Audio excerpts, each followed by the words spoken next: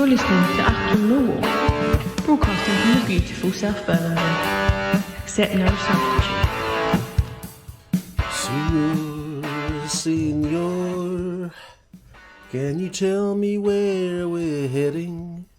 Lincoln County Road or Armageddon?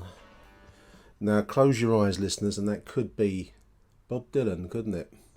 That's right, Nick. Street Legal album, I think I hear you reply. It just seemed an apt song. I don't know what went through my head. I suppose it's the aftermath of yesterday's 2-0 loss at home to second place, Sheffield Wednesday. I was just reading some notes I made from the, for the game yesterday, and there's a quote from the Dan Marsh's interview with Joe Edwards after the Ipswich game. He says, this is Joe, my personal job is to preserve what we have, because we are a team that is in a really difficult situation now. This was after Wednesday night, listeners. I've been around a lot of teams in difficult situations, and I've never seen a team sulk their way out of trouble or by moaning and turning on each other, says Joe. That was after Wednesday. Obviously, that was pre-yesterday's debacle. So how many more debacles we're going to have? We've got possible another one next week, a trip to Southampton. We're in a dire situation now, just 1 point clear of QPR in that third relegation spot. Momentum is with others, momentum is against us. We've got downward momentum. Our rivals for the relegation slots are on the up, so it's not an easy situation, hence me singing in a Bob Dylan style to open up today's voicemail show, dear listeners. I hope you enjoyed that. I can do others upon request if you put a donation into the Lions Food Hub. Now, we've got a large amount of content to get through. As you will have gathered, we've had a huge response from our voice note contributors. Big thank you to each and every one of them. We're going to begin now. First voicemail of the day is going to be Tony Monday. Hello, Nick. Tony Monday. Might as well have my 2 pennies worth. Jesus, it's goddamn awful, isn't it? I can't understand why everyone's talking about Rowett, whether it's for him or against him. He hasn't been here since October, so it's irrelevant about Rowett. I mean, people are saying it's his fault because of the squad, and there's others saying coming back and just saying, he excelled with the squad. It doesn't matter as he's not here. We can only talk about what we've got now. And Edwards' job, I keep reading, what I'm reading on Twitter is people say, Edwards got to give him a chance of his own players. His job, he's getting paid, is to work with the players we've got now.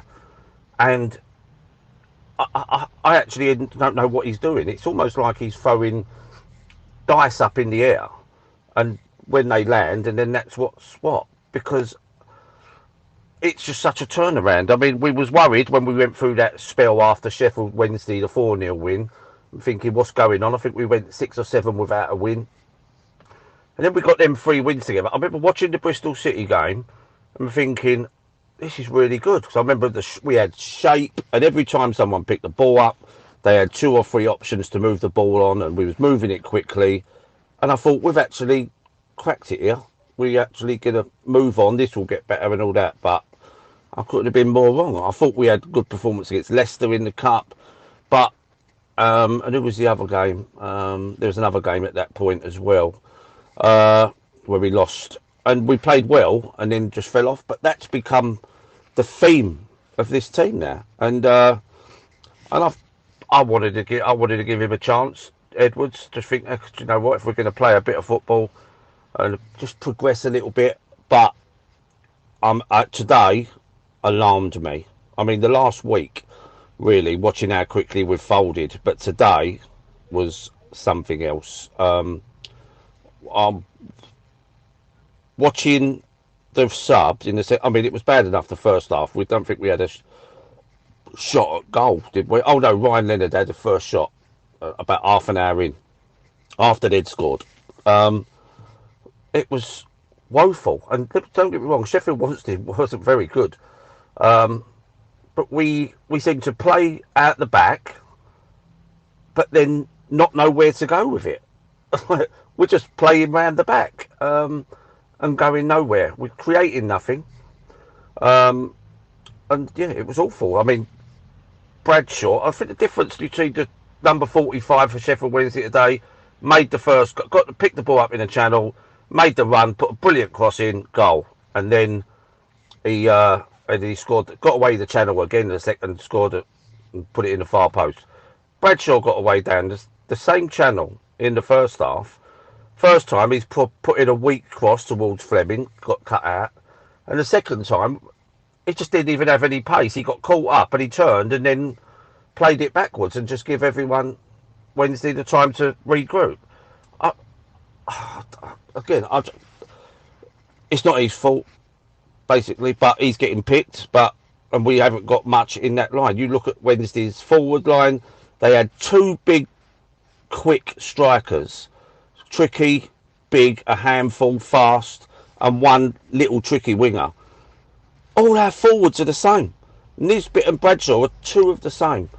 And we've got Imaku, but he's just so raw and he's not like tall and tricky. He's just like a bit of a ball and he can barge through, but it's just poxy.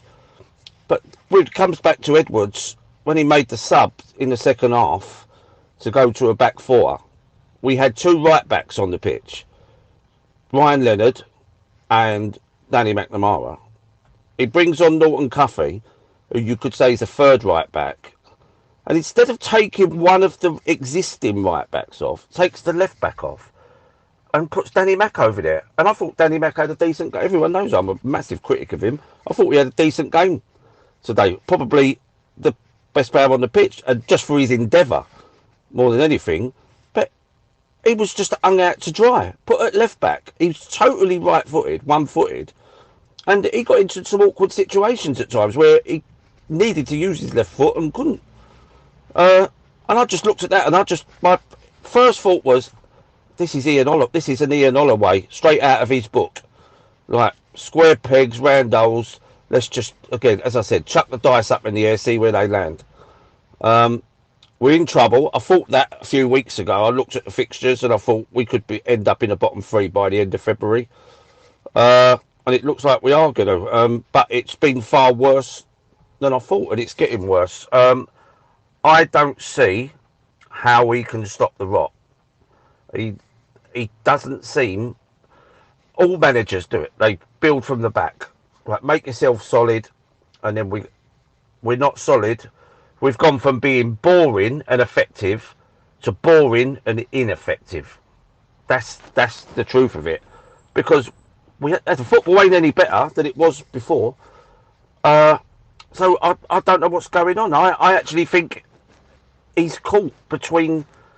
He don't know what he's caught between a rock and a hard place. He don't know whether to play football or play defensive. And what's happening? We're doing neither. And he just doesn't seem to know what's going on. What I think we've got 13 games left. We probably need 5 wins out of that. We're not going to get that with the way it is at the minute. And I don't see Edwards changing that quickly, if at all. So I think we actually just need to do what teams have done with Warnock in the past. Get him in like a Red Adair. Just fucking stop the fire. And that's what we need. We need someone experienced to come in just till the end of the season. I'm not talking long term. Till the end of the season. Chris Hughton, someone along those lines who knows how to set a team up. Because Joe's just got coaching manuals, isn't he? Basically. Listen, I could be doing him a disservice. He knows far more about football than me. I'm just a fan. But that's just the way it looks. He wants to do this, but he's not sure. I mean, you look at his record at first team level. I think he was under Thomas Tuchel at Chelsea, but I know that he was number 2 to Frank Lampard at Everton and at Chelsea, and they were both terrible, terrible periods for the clubs under Lampard, as he was an awful manager. And Joe Edwards was part of that team, and he was the number 2. I'd love it to work for him, but it's not getting better. It's getting worse, and that's the worrying thing. If we could see the steadily progressive, it'd be all right, but we're not. We're going down. 8 years of good work, it's just going down the drain. And as others have said, this fucking Alex Aldridge, he's playing championship manager in real life. He's a nobody. He's a journalist. He's a two-bob journalist at that, and who's now suddenly director of football. I think QPR had fucking Les Ferdinand knows the game inside out as their director of football. Alex Aldridge. I remember he was getting the piss taken out of him a few years ago, like just when he was the reporter and putting out all shit. Get rid of him and fucking get someone in properly. The legacy of John Berylson is being thrown away by this fucking idiot. Oh, I'm getting angry now, so I'm going to let it go. Nick, you carry on all your good work, mate, and I'll speak to you soon. Bye. Cheers, Tony. Good stuff, mate. Like it. A lot of stuff in there to unpack. I think probably a lot of it will be covered in the numerous messages we've had. So I won't go too deeply into Tony's stuff there. Most of which I agree with. I can't disagree with you, Tony. The point about the recruitment and the director of football, whatever on earth that might mean, I don't know. This divergence between Joe Edwards being a head coach and Alex being the director of football, it baffles me. Maybe I'm just too old, listeners, and I've come from the 1970s, you know, when managers decided what shape their team took. I kind of agree. I think this is the thrust of what you're saying, Tone, is that I believe Joe Edwards is probably a very, very good coach. He clearly is. He's worked at some high profile, some big clubs with the English national side, and some big names. You've mentioned Thomas Tuchel, obviously Lampard being others, but to be within that circle says that he's a good coach. But that's a different ball game to being a manager. And I was interested to hear you mention Warnock, who I'm no great fan of. I find this idea that he's a national treasure quite interesting, but baffling, if I'm honest. But the idea of Warnock, like as twisted as it will sound, even someone like Holloway to a degree, they're built on being personalities. The great managers are not necessarily people that look at spreadsheets and wall charts to a great extent. I'm thinking now of like a Sir Alex Ferguson, for example. Maybe I'm going to go to the top, very, very top table here. But all of them managers at that level, the Jock Steens in the past, the big names, even Klopp now, their personalities, they rule by force of personality. They are not your mate, and they take hard decisions, and they are ruthless in their pursuit of glory. So you can track that trait back, whichever country you're in, wherever you are. Great managers are not probably not necessarily coaches. I think in terms of silverware winning, because there's a personality factor that I don't know that we're seeing with Joe. I also agree that the tactics are highly confusing at the moment, and I think Danny Mac did very well. The rest of it I fully agree with. Interesting. I've had a message here from Rosalind privately on X. She's saying that she believes that Joe needs help, whether he's going to stay or not, if they do bring in any help, but somebody to kind of do what you're talking about there, Tom. Take control and keep us in the championship. It is so critical, listeners, to stay in the championship. Dropping into League One, don't believe what the likes of Danny Baker tell you. It's a financial hole, and we are not a wealthy club. As I'll tell you something you don't know. And okay, the Berylson family are funding us, but I don't want to test that relationship by plunging down to playing Fleetwood or Malcolm or Stevenage, Barrett or whoever in League One. Anyway, big thank you, Tom. We've got a lot to get through, mate. So I'm going to move along now. Incidentally, listeners, do get in touch with me if you want to send in your contributions. My message is always open, it don't have to be in the immediate aftermath of a game. It can be a day or two after. I will always try and make use of everything that gets sent to me, whether in the immediate aftermath or on another show. But rest assured, I appreciate every voice note I get, and I will try and get you on a show as soon as possible after match day, if that makes any kind of sense. But you can get in touch with me via Twitter, the direct message. You can send sound voice notes on the direct messages now. and also WhatsApp me. Email me if you want to exchange numbers, or message me on Twitter. We'll exchange numbers. Anyway, let's move along now. Next up is Angelo. Let's have a listen to Angelo. Hi Nick, Angelo, mate. Right, I'm going to do a fresh one, mate. Just got in my car from the ground while just driving home, and I just want to get my thoughts out straight away. I don't want to mull on it. Obviously, first half, we can't handle pressure. Our players have got this really, really bad trait where they can't handle pressure. They crumble, and we just weren't up for it enough. Yeah. So I then start to think to myself, like, since Joe Edwards has been here, which players has he improved? I can only think of two, mate. I think Danny Mack has improved, and I thought Danny Mack had a good game today. And I think the only other person that he's improved is Cuffy. Yeah. Apart from them two, I can't think off the top of my head which players he's made better, which is a big concern. Yeah. So, you know, at half time, I'm thinking, fucking hell, he's got to go. You know, I really wanted to back him, but I'm thinking, you know, this is just not happening. But I tell you what, mate, strangely enough, in the second half, I saw a lot of fight from some of our players. I thought Casper Denor was fighting like fuck. Watmore, when he come on, I was gutted when Watmore come on because I'm not a big fan, but he was fighting. Saville was fighting. Fleming was fighting. I thought Tanganga was fighting. I could see a lot of fight in the players, which is sort of like give me a little bit of optimism. Just on the first half, mate, I'm very concerned that the two goals come from Lenny and Danny Mack's area, but I'd need to see them again, mate. But that is really disappointing that both the goals come from that area of the pitch. Now, Tanganga's getting a lot of crap from the fans around me, mate. But I don't know if I'm going crazy, mate, but I actually think the geezer is decent. He's made two big errors in that wayward pass against Preston where they scored, and he gave the penalty away. But when you actually look at Tanganga, nobody gets past him, mate.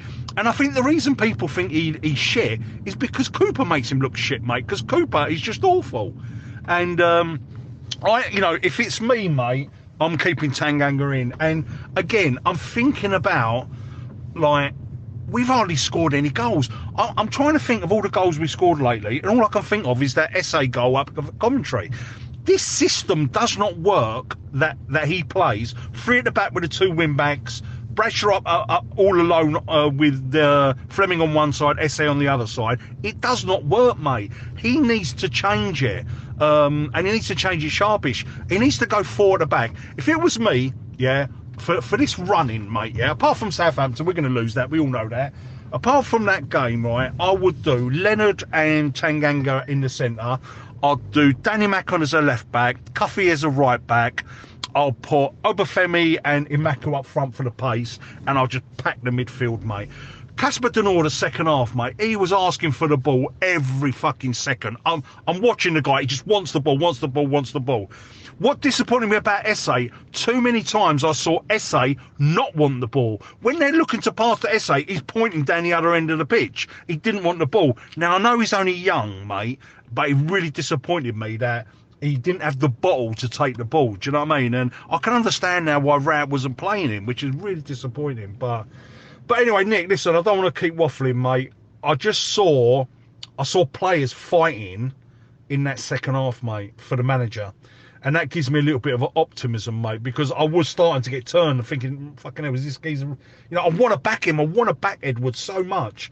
But, you know, the way the players crumble is a big concern. So, but yeah, funny enough, mate, I've got a bit of optimism from that second half performance, just because I could see the fight from the players. But, yeah, so that's it, mate. So, in my opinion, Nick, right, if we're going to carry on with Joe Edwards... has to change the system, mate. Go four at the back, go two up front, pack the midfield, mate, yeah? That's the only way we're going to get out of it. We are not scoring any goals at the moment in the system that we're playing at the moment. We haven't got the players for this system, and that's it. All right, Nick, I'll speak to you soon, mate. Come on, you lines. Optimism's funny enough, Angelo, as I was walking back to my car, I drove over yesterday, I was walking back to where I've parked, and there was a bloke walking away, and as sometimes happens, I don't know if they recognised my face, but he started talking to me as we're walking along, having a brief conversation, and he was asking what do I think of Joe Edwards, and you know, a bit like what you've just described. I think probably all left the den thinking Joe Edwards is doomed. You know, I mean, as I'm recording this, it's 4:15 Sunday, still no corner flag post, so he's still in place, and it looks like he's going to be in place for the Southampton trip. But anyway, going back to that, the chap was saying to me how, in his opinion, trying to play a different system, although it's quite hard to see what system we're playing, and he was saying give Edwards a bit more time. Optimism from the second half. I get what you're saying. It's just these collapses. You've identified it there, Angelo. The mental flaw that says collapse when we go a goal behind, and too often we do recover from it. I think once we get our heads together, so to speak, we get back into the game, a bit like what we saw with the second half yesterday, without too much end product. But of course, by then we're often 1 or 2 goals, as we were yesterday, behind. So eliminating that, I don't know. I don't know if it can be done with this squad of players. I don't know if there's a problem. The tactics, yeah, I mean, I would be willing to try anything to arrest this decline, because it's bleeding points to the extent that we are doomed at the moment unless we can start trying to scratch some results out. And I'll make you right about Casper Denor. I like him. I think he's a very willing boy, and he's by no means one of the guilty parties in this current situation. So a big thank you to Angelo, and thanks for the optimism, mate. Actually, it's quite nice to have something a little bit optimistic, isn't it? Let's move along. Let's have a listen to John Rankin. Good evening, Nick. Good evening, dear listeners. John Rankin calling in after a 0-2 home defeat at the hands of the mighty Sheffield Wednesday. What a fucking joke. Unbelievable. Few positives. We had a good run up there. It took us about 2 hours to get up to the den. Parked up in Mercury Way, found a spot there, so that's nice. Battered sausage and chips in the Millwall Cafe. Saw a few pals, had a good laugh with them. Nice chat. Cup of tea, and the drive home weren't too bad either. 1 hour and 3/4, which is pretty good, and got in about 7 o'clock. That's the only positives of the day. The rest was spoiled by a terrible display from Millwall. But having said that, I know that you talk about the Venerable Bede in your stream of consciousness before at the games, and I also think that Geoffrey Chaucer, who was a founding member of F Troop and wrote the Canterbury Tales, while sitting in the Canterbury Arms in Ilderton Road, quaffing some mead, wrote that ye olde Millwall shall forever be a 2nd Division or 3rd Division team. And, we're playing to form. We had the one blip in the late 1980s with Teddy and Tony and the Doc taking us up. But apart from that, we're fulfilling our DNA, which is to be a 3rd Division team, i.e. League One, that gets into Division 2, stays there a while, tries to have a knock on the door at a big time, and then comes back down. And, that's history just repeating itself. The team today reminded me of a team that I cut my teeth on as a lad. So we had a really brilliant team back in the early 70s with names like Harry Cripps, Len Julians, all these players who had the 59-game unbeaten home record. And then when they all passed on or went on to other places, passed through Millwall's doors, we were left with the only real sort of rock from that, or the only one that emerged from that old cohort was Barry Kitchener. And we had a bit of a transition team, and we were 3rd Division, 2nd Division, 3rd Division, 2nd Division. There are individual moments of brilliant magic in those squads. Gordon Hill, Merlin Magician, who got sold to Man United. John Seasman, players like that. Phil Walker, Trevor Lee, who just did remarkable things under Gordon Jago. But generally speaking, we were pretty shite.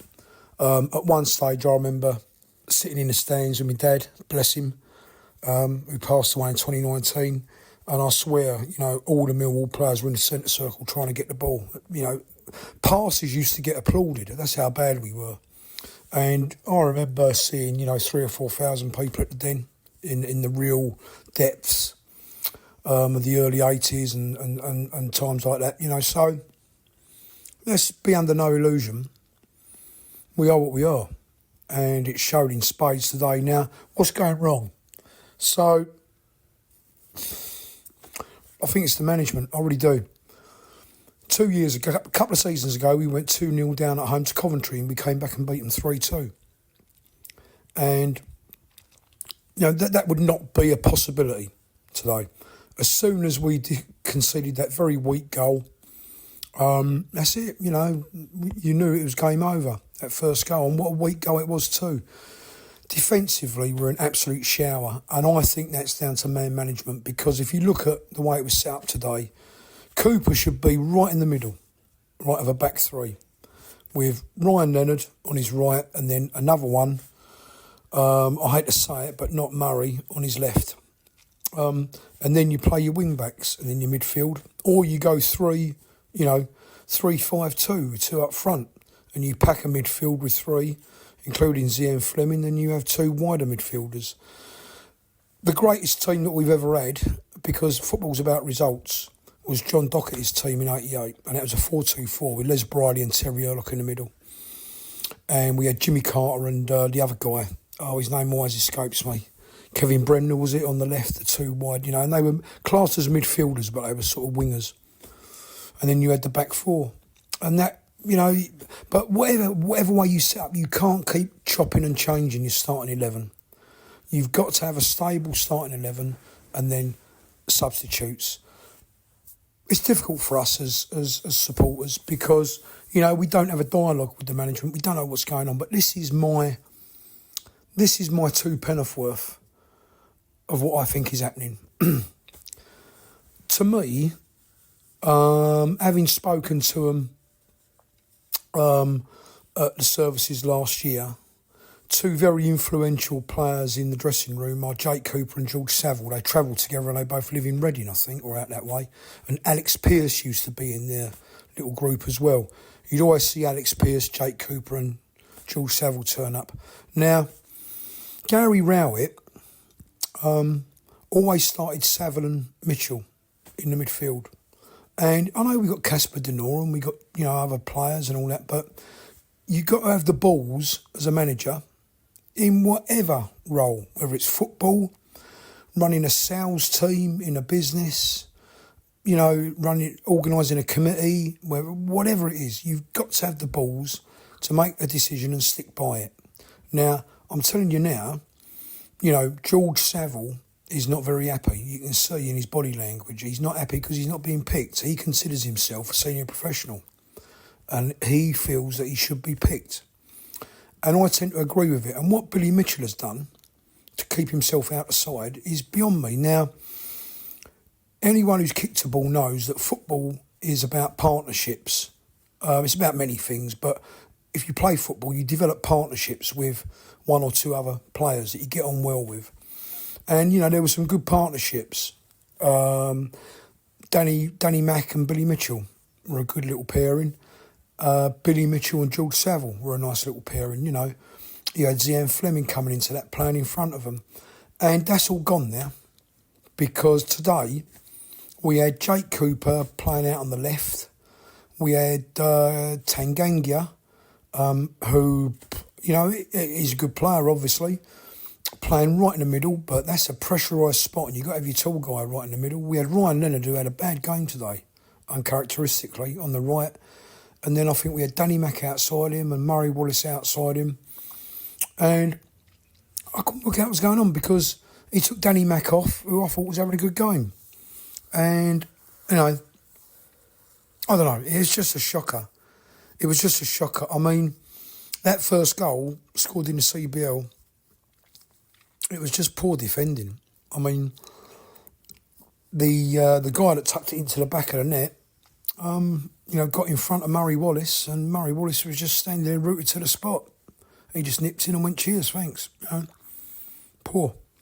And the second goal, I mean, Ryan Leonard and Tanganga obviously haven't played together before because there were two players coming through and there were two defenders, not a danger.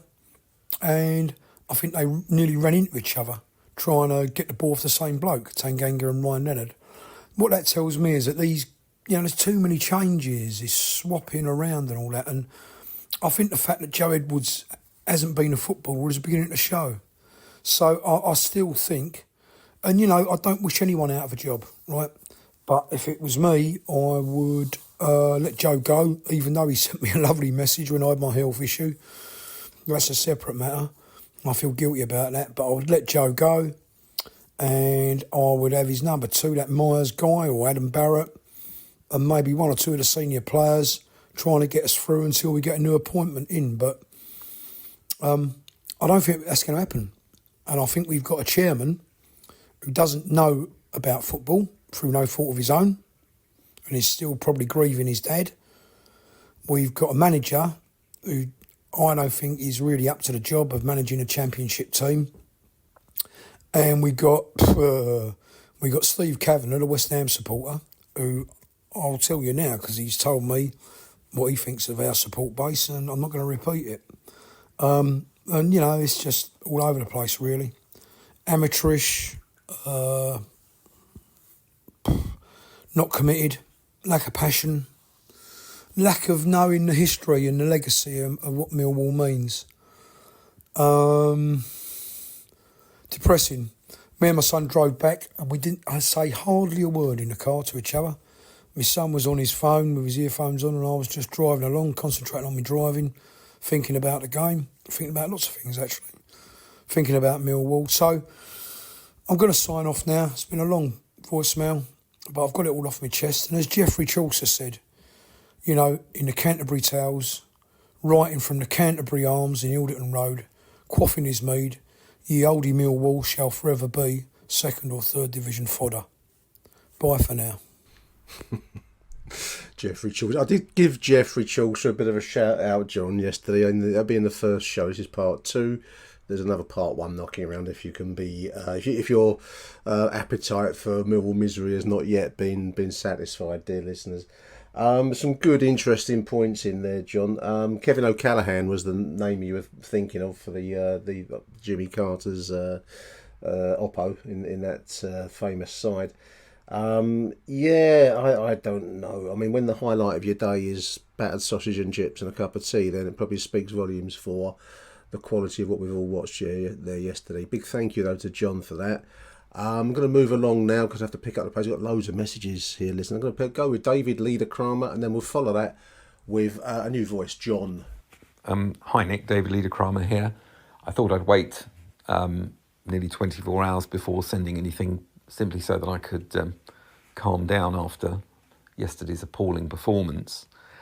Difficult to know where to start, really.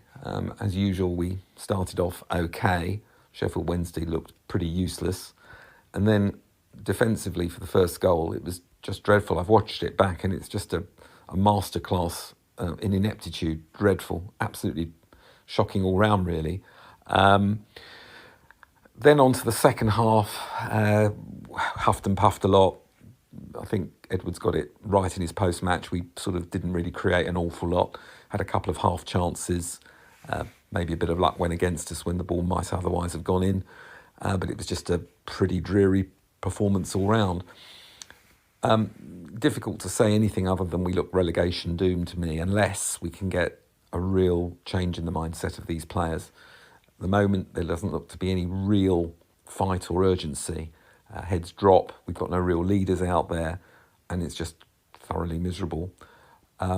League One would be, I think, absolutely awful for us. I don't agree with this idea that we're going to go down and get better. I just don't think that happens in football very often. And I think given the TV money situation, we would lose hugely, possibly up to £4 million in revenue, which is something that Millwall as a small club can't afford. Any players that came out of that with credit? Not really. I thought Tanganga actually didn't have a bad game in central defence, surprisingly. Looked quite assured. I thought Watmore, when he came on, looked bright, although he does do his sort of headless chicken impression too often, running without really seeing what's around him. The rest of them were pretty nondescript. Poor Leonard had a not very good game. Murray and Cooper looked really out of form and really shouldn't be playing. Next week, Southampton. Oh my goodness, I can see us getting smashed by at least 5 or 6 the way we're playing. And of course, QPR have Rotherham at home, so we're going to be in the bottom 3 unless a miracle occurs. Bye. Evening, Nick. John Hennigan, Millwall Northerner here. I'm sure you, mate, you're going to have a absolute bumload of voicemails coming through this evening off the back of that. The absolute tomes of shit that we call a performance. Where do we even start? Well, I suppose we've got to start with the manager. I feel sorry for him, to be honest with you. I think he's been let down by the club.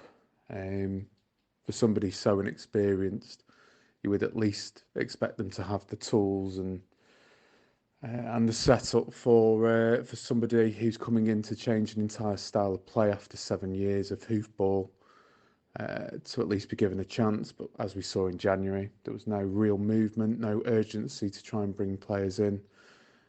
We then end up with Tanganga and Obafemi, one of which doesn't seem to really be playing. The other one seems to have about 50 appearances at the age of 24, which sort of sums up really the level of recruitment that's going on. Those players are just, I mean, I don't even know where to start with them. Well, I do know. Let's start with the back. You know, the back has been a problem for a long time. We have walked into this probably over the last 2 or 3 seasons. Last season, you could see the cracks starting to show, the amount of teams who were just carving through us like butter. And I think the saving grace was the fact is that we just sat so deep that we were able to remove a lot of that pressure at times just as a result of it. But make no mistakes, we were beaten a number of times because of that. So it isn't an Edwards thing. The manager has, however, shown some naivety in bringing the defensive line right up, and we just have no ability to play as a free in terms of the centre half pairing. We have no pace, we have no ball playing ability. The club, I don't know what they were thinking about giving Jake Cooper a new contract. It was quite clear to be seen he's on the way out, and for some reason it's almost as if somebody would lightly come in with it. We look at other players in the side, and I hate digging them all out. Murray Wallace has obviously been there for a long time as well. We've got to look at Duncan Watmore and what he kind of brings to the table. Again, not a huge amount. You've got who else have we got? I'd even throw people like Bradshaw into that mix. Saville. They're just not good enough. There's something inherently wrong with the culture in that team, which has been there for a while. And I think now, what do we do? What do we do? I think the writing's on the wall with Edwards. I think he's going to be sacked. I'd be very surprised if we don't see that corner flag pop up on social media within the next few hours, or even tomorrow or the day after. They have to act quickly, I suppose, to do that. It's a shame. I think he's the sort of manager that, given the right setup, could have really succeeded, and you could see in parts of what he was trying to do. But he showed that too many of those players were undroppable, that they were underperforming, and that if they didn't want to play for him, they were the only options available. And instead of giving the kids a go, giving a bit of youth and fearlessness to show them their example, he could have dropped half of them and given them a go. Didn't do that. He stuck with the old guard, and they've let him down. It's naivety on his part. I'm sure he'll learn from it. But where do we go from now? Who have we got around? Alex Neil, Paul Heckingbottom, possibly. I'm sure there'll be a thought around Adam Barrett being there, but dear God, he can't do anything either. So we have got some serious problems that need sorting very, very fast. And hopefully the board are going to have a look at it. They need to look at the director of football man there as well. He's been involved in that appointment. He's been involved in all of the signings that have been brought through. I don't think there's any coincidence that Joe Edwards was on the phone apparently to Mourinho and whoever else it was when looking at Tanganga. He's not involved in these. I don't believe he is anyway. I think this is down to Aldridge. He's got to take a huge amount of responsibility. I suggest that bringing Edwards in was a great move on his part, because it meant then that he could have himself as a director of football there for a bit of self-promotion. Yeah, it's an absolute mess, mate. I hope we can get somebody in who can just get a few results out of this team. A few results, weirdly, would put us into a much more safe position. And even if it's just somebody until the end of the season, until we start again, get rid of some of the players that are there, get rid of half of the coaching staff, get rid of Alex Aldridge, and have a huge radical clear out this summer to try and start again. Because the players that they need to be looking at, you've got players like Adam Mayer who've been brought in. Those are the sorts of signings we need to be making. We need to be going into the lower leagues, looking at the data and trying to bring players through who can do a job and develop who are going to be one day good enough to be Championship, possibly Premier League players. That's how we're going to make money, mate. And unfortunately, right now, I can see us constantly just going into the oblivion with it. Anyway, I'm rambling, mate. Terrible night. I'm sure my opinions will be similar as anybody else who's sent anything through to you this evening. God, do I need a drink? I'd say come on, you Lions. But I really don't feel like it right now. Onwards and upwards, I suppose. Cheers, Nick. Have a nice evening. Cheers, John, and cheers, David, before him. Some really good content there. Just thinking about this director of football role, talking about Alex Aldridge here, obviously, who I've met in the past. I like Alex. He was for a long while a journalist with the original News at Den before it became an adjunct of the Southwark News, and then he became a journalist. He wanted to become a journo, and has now got himself into the world of football, Alex. With us, and then to Stoke City. He went to Stoke City and then has obviously come back to here. Now, I don't have any personal gripe against Alex, far from it, but I suppose the comparison would be with other clubs, and I'm just writing down some to my knowledge. I think maybe Tony mentioned at the start of this show today about QPR having Les Ferdinand. I don't know if he's still on their card, but there's Les Ferdinand as their supremo, off-field supremo. I know that Luton, a successful side and seasons, had Mick Harford. I mean, if you're comparing names in those kinds of categories, then you can see where we're probably, in terms of having walked a mile in the shoes of a professional footballer, I mean, then they're in different categories. So yeah, Harford and Ferdinand, and even dear old Charlton down the road, I've seen they've got Kirbishley in their care section, Alan Kirbishley in their kind of care section up in one of the stands there. So again, joking aside, he's actually been there, done it, and bought the t-shirt as a professional footballer, albeit with Charlton, but can't knock him for that. So yeah, there is a certain Championship manager quality perhaps to some of the signings. I don't know. We're certainly not seeing anything in terms of improvement from the side from the great coach Joe Edwards at the moment. Whether that can be turned around with a summertime clear out remains to be seen. That does of course require that we stay in the Championship. I don't know that Joe who knows, but I can't see him lasting if we do get relegated. I can't see him lasting anyway, but that's going to be the question. There we are. So a big thank you, David and John. Let's go along now to Matt Webbs. Have a listen to Matt. He sent me two messages, Matt. What are you doing now? Nick, hi. Matt Webb. I'm just giving up being angry, giving up being fed up with it.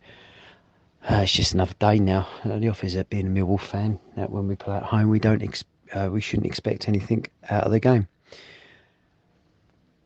I do believe Joe Edwards has just walked in through the doors of Last Chance Saloon, ordered him a double bourbon, and he's taken a swig.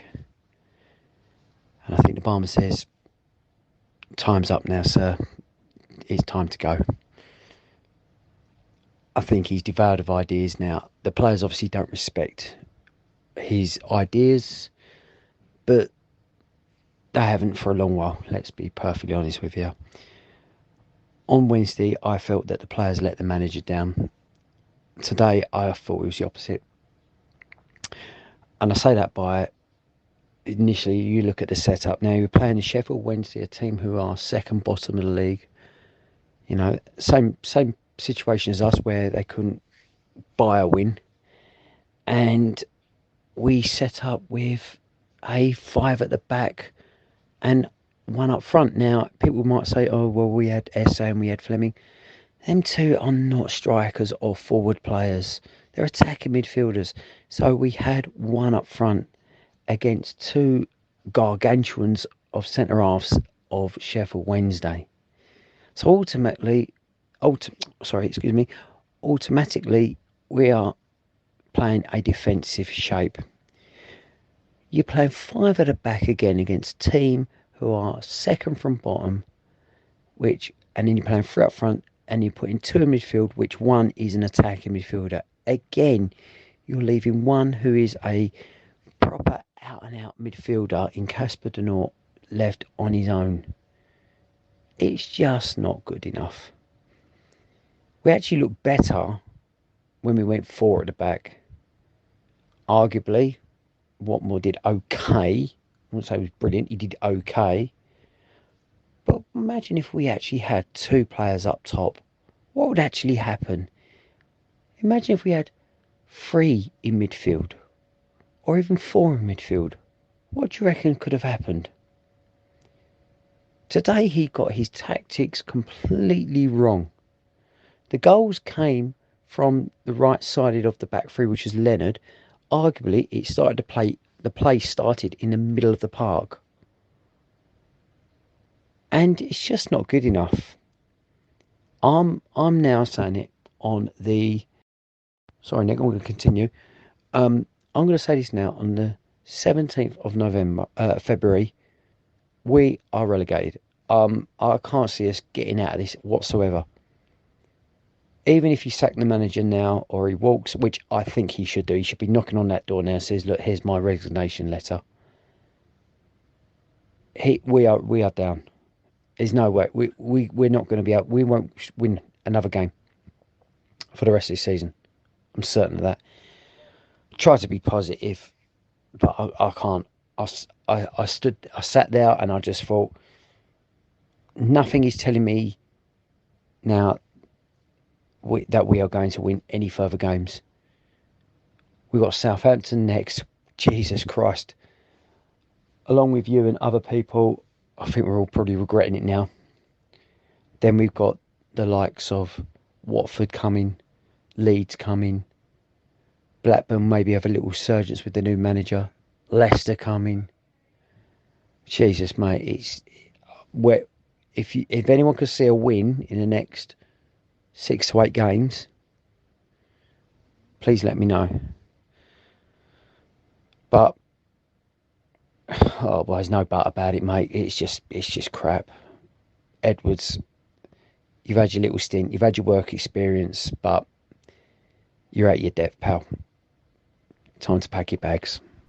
Great stuff, Matt. Good to talk to you yesterday at half time. Matt and I were debating the chance of giving away our Southampton tickets and my over 60 railway ticket down to Southampton next Saturday, dear listeners.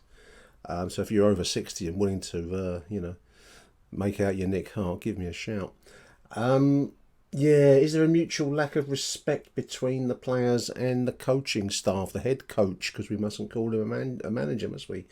That's a good question. I mean, obviously Joe Edwards has not played the game professionally, and it might be a bit irksome as a professional footballer to be told what to do by, someone that's only just older than you and has never actually taken the field on a professional level. I can see how that's a difficulty that he's got to get past. But you don't enter into the field of football management thinking it's going to be all roses and, kind of fresh-faced kids looking up at you, asking, pertinent questions. You're going to have to deal with resistance. That goes for any any kind of field of business, if you're coming in with new ideas, you're going to have to tackle the old salts that won't want to change, and that doesn't seem to have happened. I do agree with everyone on this show that said we're moving backwards. We are, and as Matt's just said there, it's very hard to see where a win's going to come from. It's hard to see where a goal's going to come from. I mean, because we were snappy in the second half. A little, there's a Ryan Leonard volley, I think, in the first half, if memory serves. And we had more dynamism going forwards, but we didn't look dangerous at any stage, listeners. So, where's the goals going to come from? 1 goal scored in the last 3 games and 8 conceded. And, that's in 7 days. So, yeah, very hard to see where the win will come from, Matt. I do agree with you, mate. And those Sheffield Wednesday central defenders made, it reminded me of the old Jason and the Argonauts with that huge, great statue that starts walking. That was them, and poor little Tom Bradshaw was trying to scurry around their feet. Anyway, there we are. So a big thank you to Matt. Let's move along now. We're going to have Danny Major and Glyn Horner. Hello, Nick. Danny from Calgary here. Sorry it's been so long. I've been waiting for a positive game to react on, but it's just not happening, is it? So I guess this is what it is. I'm shocked Edwards is still in, to be honest, unless by the time this comes out he's gone, but I can't see it, especially with after the match interview and everything and all that. I'm an Edwards fan. I want it to maybe still, I don't know, I just don't think it can work anymore. And is it too late now? I feel like you have to do it in January if you're going to change the way of a season. The only guy I would say to get in is maybe Nugent, because the academy are banging in the goals, and I like the style of his play. But I'm not a Riot fan one bit. I feel like he killed the Den, Millwall and everything, but maybe I've got to give that man a little bit more respect. Maybe he knew this team was just shit, and we had to play the style of football we did under him to get results, and it worked. Maybe it was just, maybe that's what it was. And Edwards has come in and tried to do this new style. It's attractive playing style, and it's not working, is it? And maybe the players just aren't taken to it. So I don't know. It's a bit of a grim time, isn't it? I don't know what we do from here. If James Berylson, I think it's a time to show out what his ego really is. Does he stand by his man, or does he, admit that he got it wrong and we change it up? But anyways, cheers, Nick. Hi, Nick. Glyn here. So I think at the end of what has to be one of the most disappointing weeks of following Millwall in my entire life, it's time for a change, I'm afraid. And I take no joy in calling for this. I like Joe Edwards. I like what he was trying to do with the club. But what we just watched was a completely disjointed, low confidence performance. I want to say that I think there were certain players that I thought actually played quite well. I thought Fleming really tried to lead the team, and he had a really good game in my opinion, but just was too isolated up front on his own. I think Danny Mack, I thought Tanganga had his best game in a Millwall shirt today. I think Danny Mack filled in on right and left hand side and did a decent enough job. No real issues or errors with his performance. So well done to him. I think Sarkic had a decent game. No real mistakes. Good distribution. Pulled off a good save, even though it was called for offside in the end. But I think he looked sharp. So that's encouraging. But I don't recall in that second half the Sheffield keeper having to make a single save, and that is unforgivable. And I think when you look at the performance overall, what you see is a defence that's functioning, a midfield that really lacks any creativity or any vision to be able to do anything that might change a game or split a defence. And then you've got strikers who are either not in form or really just not capable of doing what we need them to do. I mean, 3 or 4 times the ball was knocked into the box, and I think the commentators mentioned it as well. I saw it on streaming just for that point, but there was no one there. No one was taking a chance. No one was committing themselves. No one was putting themselves in the box and trying to read the game. And usually that would have been sort of Bradshaw's bread and butter. So I'm afraid the honest answer is now we can't change the squad. It is now time to hit the panic button. We need something else to change. And the only thing I can think really that's worth trying to attempt at this stage is really let's start with Joe Edwards, but then let's look inside the club and let's look where else things aren't working. And I think we have to look at recruitment, and I think we have to look at, the chief exec. This club is not functioning at the moment, and it's nowhere near the type of club that we would want to be part of. And I think James Berylson has probably got some pretty tough decisions to make in the next few days. I personally am sad, but I would support a change in management at this stage. That's it for now. We've got to hope for a turnaround, and let's hope that some positive and decisive action is taken by the chairman and his board of directors within the coming days, because we don't have much time left to turn this around. Come on, you Lions. Thank you, Glyn. And before him, Danny out there in Calgary, in Canada. Joe Edwards out. I think you're probably right, Glyn. I can't see how things will change. It will stand to be corrected. It might all be turned around this week. Clearly, there's been a breakdown of relationships off the pitch. You just see it. I think it was Doug sent me a message on WhatsApp yesterday about how things seem to change within the squad before the QPR game, which was another paltry turnout there by Millwall. 2-0 loss, I think, wasn't it? How things just seem to turn around. And prior to that, we were building on the attractive football stuff that Joe Edwards would have mentioned at his interview and in the immediate aftermath of his arrival. Now, what would have happened off the pitch? Who knows? Maybe blunt conversations between some of the older sweats within the squad as to their future if the contracts are up in the summertime. I don't know. This is pure speculation. I'm just trying to think of the kind of things that would incur this level of breakdown of relationship between senior players and Joe Edwards, because that's clear to see. I can't remember who it was who mentioned. I think it was John who mentioned how unhappy George Saville's been looking. The decline in Jake Cooper is evident. And I've noticed I've even done it myself, so I'm putting my hand up here. But he's been cast as this kind of big lump defender, isn't he, Jake? And that's what he primarily is going to be. He's a big boy. If you ever stood next to him, you'll know how bigger guy he is. And he seems like a very decent boy as well. But my point being that he's not. We've seen things from him in the past. Gary Rowett, when he first came to the Den, which was back in 2019, asked Jake to start to get forward more. You had these often lovely moments where he'd get forwards. I think he scored a goal. Didn't he score at Charlton from a wide left kind of position?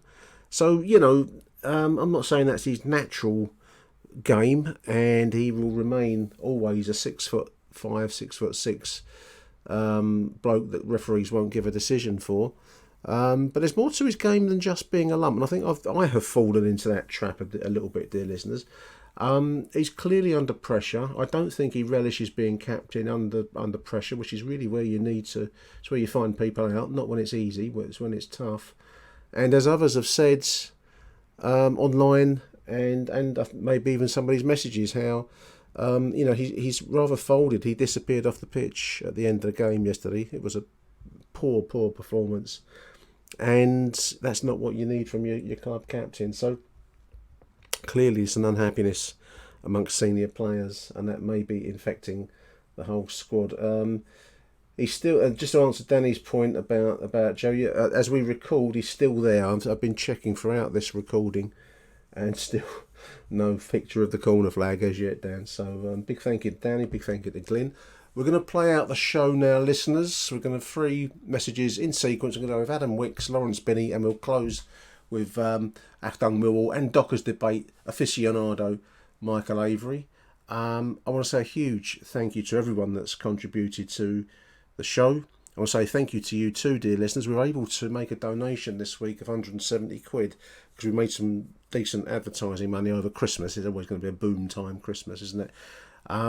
But that's going to a great cause. So by contributing to the show, you can take away that whatever the misery that we're watching on the pitch, by venting your spleen and sending me a message, you're helping to contribute to a great cause. And the Lions Food Hub is doing some fantastic work.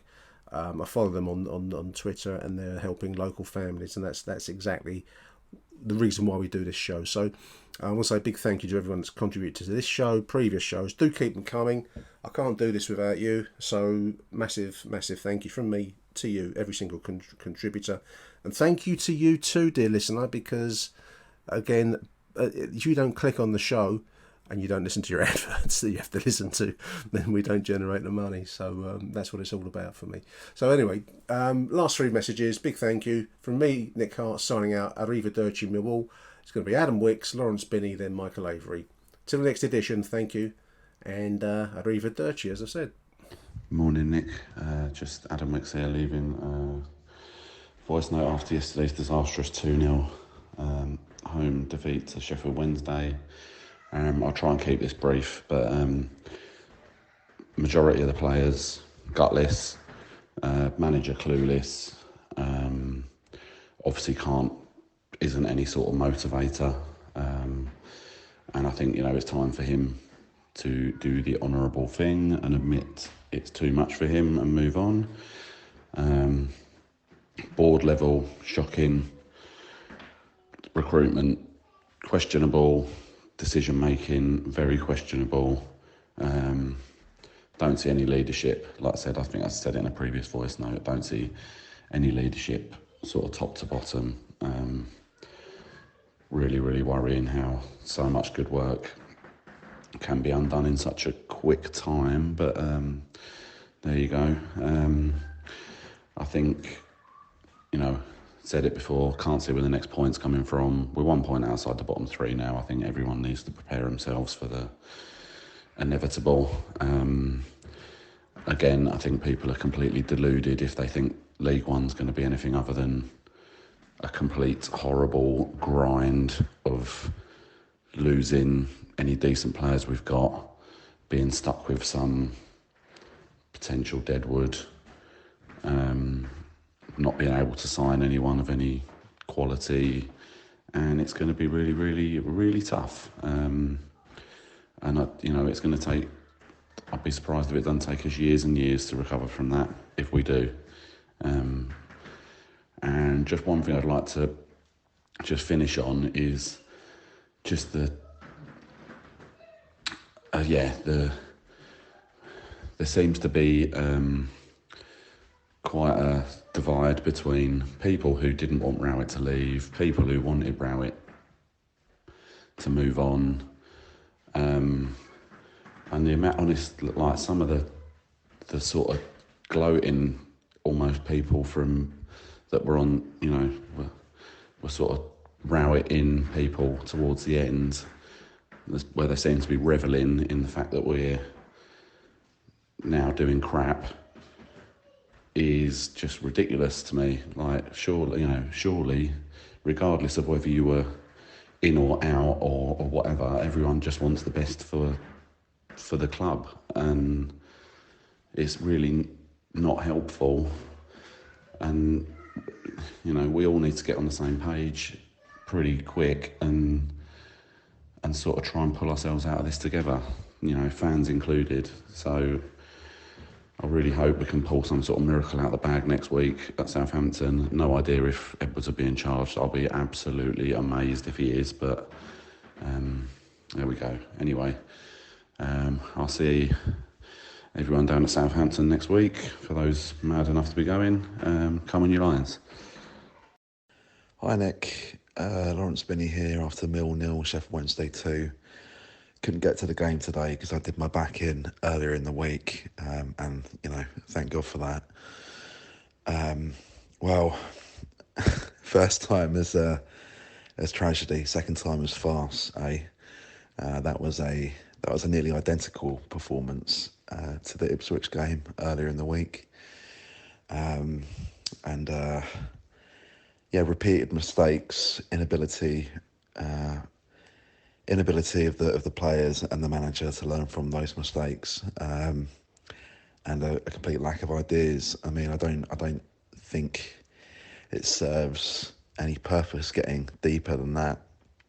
We just don't look like a competent football team. We can't even do the basics right at the moment. And if Joe's position was untenable after Wednesday's game, then it's just an inevitability now that he's gone before Southampton. And I think the ramifications of that are really serious for the club. This is a gamble taken by the board and Alex Aldridge. Idea that we had a mid-table squad and we could kind of maybe experiment and try to forge some sort of identity in a season where we were never in any serious danger of going up or down. And now we are the favourites, I'd say, to fill that third relegation spot, or maybe even the second one, given Sheffield Wednesday won today and look like they've got a lot more fight about them than us. We took a gamble, and Millwall is a risk-averse club, and in recent memory, when we've taken gambles, we tend not to kind of go for broke a second time. We tend to kind of go a bit more conservative. So I imagine we'll appoint a Rowett type either now or in the summer, and go back to what we know, and that leads to it's basically the equivalent of kicking the can down the road, isn't it? A bit, I think. We go back to a more familiar identity, but maybe one that is becoming something of an anachronism in this day and age, and ultimately isn't progressive, and ultimately won't see us progress as a club, but it might give us a bit more stability. So, yeah, it's really depressing. I think we had an opportunity with the Edwards appointment to really refashion the club into a modern football club on the pitch, and we squandered it. I think the players collectively, I think Joe has to take some blame as well, quite a lot of blame. The board has to take a lot of blame. It's difficult to know really where the club goes next. Made more difficult by not knowing where we'll be next season. And even though I probably would say that we're more likely to go down than stay up at the moment, football is a kind of a temperamental sport, and I mean, just look at Sheffield Wednesday. They were down and out after the first few games, and now have a chance of staying up again. So same goes for QPR. So we're not down yet, but I think given the players that are out of contract in the summer and the amount of loanees that we've got, even if we do stay up, it's going to be a difficult task in the summer for whoever comes in. Anyway, I'll cut this ramble short. Roll on Southampton, I guess. Cheers, Nick. Well, oh dear me. In the car on the way back from that one, but my God, that was bad. I mean, I thought Ipswich away and Ipswich at home was bad. I've seen some utter dire dross down there this season, but that just absolutely took the biscuit. It just isn't good anymore, and as I said on the last show, for those who listened, I had family come into the game today to watch, and I sort of said to them that it won't be a good atmosphere if we lose and all that kind of stuff, and the fans will turn and all this kind of stuff that goes with it, but it just sucks the life out of you. It's just sucked the life out of you. Like the final whistle went, the stadium's 3/4 gone from a home point of view, and the ones who did stay, they just couldn't even be bothered really to make their opinion felt, because they know how we feel. And again, fair play to the Millwall fans. Yes, some left early, but fair play to the numbers. It was another good attendance. And you know what as well? Fair play to Sheffield Wednesday for bringing down a load as well. I know Sheffield Wednesday always tends to have like a little bit of always tends to be a little bit tasty. But, you know, fair play to them for bringing so many down, considering where they are in the table. It was just, they were a bad team, Sheffield Wednesday. Really, really bad team. Now, and I know sometimes when we lose games, we go, oh, we made them look good. We didn't make them look good at all. They're shocking. They're a really bad team. But they still put 2 past us with relative ease. And again, you know, they're bottom of the table. And when you're in a situation like Sheffield Wednesday are in, like Millwall, in QPR, Huddersfield, Rotherham, teams like a Stoke, Birmingham, teams like us are in, goals mean things. And they've kept a clean sheet, Sheffield Wednesday. So when goals and points matter, we've let ourselves down again. There was a complete lack of any kind of penetration at all from us. Millwall fans around me and online on Twitter have been saying, oh, let's go back to the Route 1 Rowett ball, long ball stuff. That wasn't long ball and Route 1. That was utterly aimless today. That was just hoofing and hoping it goes somewhere. When we had the ball at the back and we were knocking it around as if we were on 2-0 up, there was a lack of direction, a lack of anything. You know, the last, 8 to 10 minutes, was it? Sheffield Wednesday are playing with 10 men, but they're still finding space. They're still knocking it around us. No, I got home and showed family who weren't at the game today the highlights package on Sky. It's a 2-minute highlight video where 30 seconds of that is someone getting sent off. Did we test their keeper enough? Nope. Because the one that he flapped at, if I coach under 9s and under 10s football, and my eldest plays. If that goalkeeper flaps like he did for that first one, I'd be telling him just keep punting it at him, because he struggles. He struggles holding the ball, because there was that shot we had where he just was all over the place. I don't even think we had another shot after that, really, that tested him. We had that one that scuffed wide. Apart from that, what did we do? Nothing. We did absolutely nothing. We are fighting for our lives. Ignore the car alarm, that weren't me that did that. We are absolutely fighting for our lives, and we produce that. I'm in the Joe Edwards camp, don't get me wrong, but even now I'm starting to think, you know, what do we do? What do we change? Because they don't want to play for him. They don't want to play the formation we play. They don't know, like, I could sit and do this voice note all day, listeners, but this is another show in itself. Am I expecting him to go? I don't want him to go, as we've said before, because I think the vast majority of the time Joe Edwards has been let down. But today was a combination of the tactics weren't right and he was let down. I don't know, dear listener. I don't know, because ultimately when we lose games we go, right, we need to put this player here, we need to put that player there, we need to do this, we need to go back to this formation, we need to try this, no, try that. We're doomed. Absolutely doomed. And I can't see a way out of it. At least the weather's picking up. Up the lines. Achtung, Millwall.